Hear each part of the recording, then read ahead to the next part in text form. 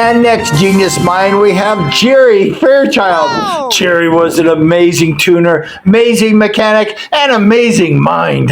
After one of my crummy Division III races, when I first started as a 16-year-old, I'd been on a Speedway bike 2 weeks, and I just was minding my own business, and this old man came up to me. His name is Jerry Fairchild, and he kind of has these false teeth and stuff, and he said, I like your riding, and you ride a Jap. He says, I'd like to help you. You need help? And I didn't know who he was. He was just an old man. I was just a young kid, and I said, sure. I could use any help because nobody was paying attention to me. Nobody was helping me. So Jerry took my bike to the shop and he just tore the engine apart and started fixing it up, making it fast.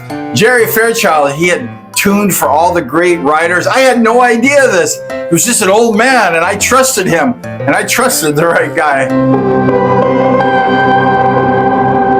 One night, Jerry Fairchild, he took me in his truck on Saturday night. I left the Otay Mesa, went to Bakersfield, and I went with his wife, Ida, and we drove that maroon pickup truck all the way to Bakersfield. I slept in the back. There was a bed up there in the cabin, and I was sleeping. It took forever to get to Bakersfield.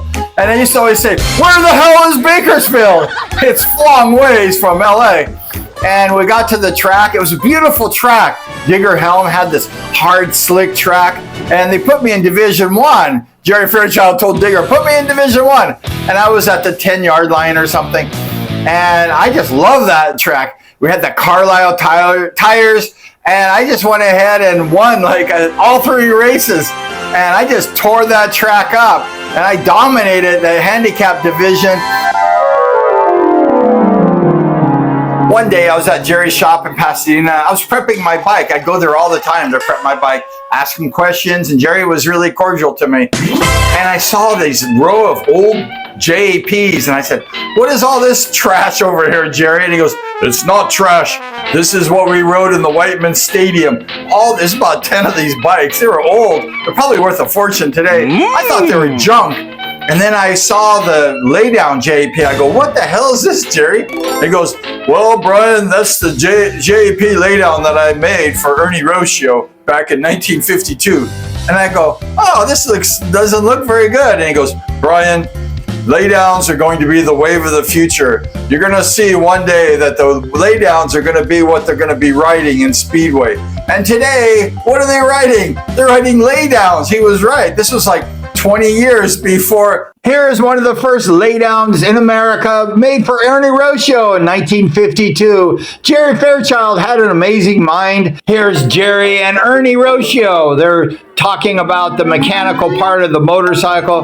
Jerry was tuning for Ernie, and he tuned for the Milne brothers a little bit and for all the top riders in the early days. Sad to say, Ernie had a horrible spill in British League, and he lost his life in 1952. It was a tragedy because Ernie was a top rider.